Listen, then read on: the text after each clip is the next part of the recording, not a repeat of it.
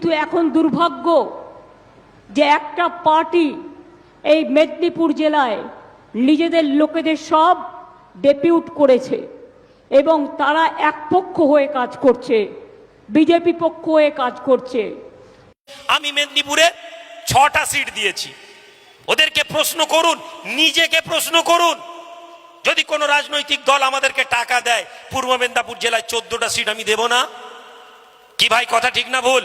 যারা পয়সা দিয়েছে তারা কি শুধু আমার পছন্দ মতো সিট দেবে? তারা তো বলবে সব জায়গায় দিন।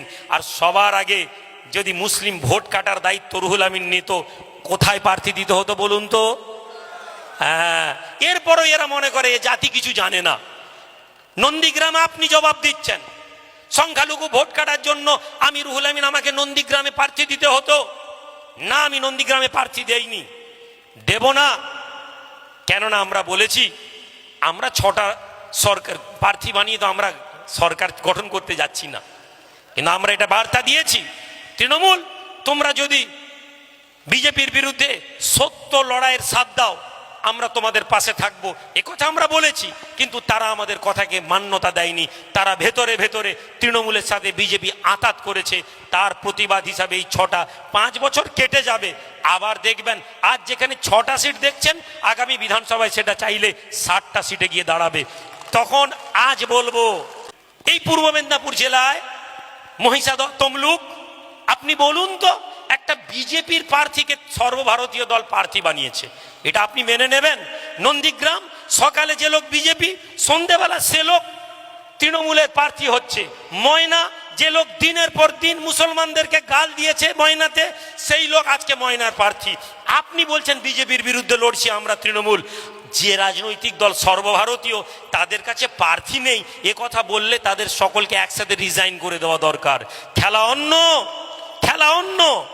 খেলা এটাই, দিল্লিতে মেসেজ পৌঁছে দেওয়া, আরএসএস এর হেডকোয়ার্টারে মেসেজ পৌঁছে দেওয়া যে আমরা আপনাদেরই লোক।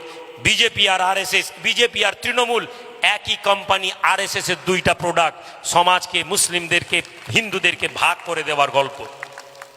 এ প্রশ্ন করুন। 2021-এ রাজনীতিতে দাঁড়াবো বলেছিলাম। আমি ব্যক্তিগত কোনো কথা জনসমাবেশে বলি না। আমি কার সাথে বসে কথা বলি এটা বলে, আমার সামনে যারা শ্রদ্ধেয় রাজনৈতিক নেতৃত্ব হয়ে বসে আছেন, আমি তাদেরকে ব্যক্তি আক্রমণ করি না। 21-এ রাজনীতিতে নেমেছিলাম, কিন্তু আমরা নামিনি। এই একই জুজু ছিল, এই বিজেপির গল্প ছিল, চুপ ছিলাম। তারা মনে করেছে আমি ভুলে গেছি। হ্যাঁ, এই মেদিনীপুরে 2017 থেকে এই খেলায় আমাকে চালিয়ে দিয়েছে। 2017 হলদিয়াতে যদি কিছু কাজ পেয়ে যেতাম, হলদিয়ার কিছু যুবকদেরকে যদি কাজ দিয়ে দিতে পারতাম, নিশ্চিত থাকুন আজ রুহুল আমিন এখানে দাঁড়িয়ে থাকতো না। আমি রুহুল আমিন আমার দরবার নিয়েই খুশি আছি। আমার ওখানে যা আছে আল্লাহ আমার কোনো অভাব দেয়নি, কিন্তু তারা আমাকে দেয়নি। আমি 2021-এ এসেছি, কলকাতায় বড় বড় নেতা প্রতিশ্রুতি আমি পেয়েছিলাম যে আমার ডিমান্ডস দেওয়া হবে, আমার ডিমান্ডস দেওয়া হবে সংখ্যালঘু মানুষের। তারা আমার ডিমান্ডস ফুলফিল করতে চায়। আপনি একটা ব্লু বাতি নিয়ে নিন, সামনে পুলিশের গাড়ি, পিছনে পুলিশের গাড়ি, আপনাকে দেখলে মোমো করে রাস্তায় লোক ছেড়ে দিবে।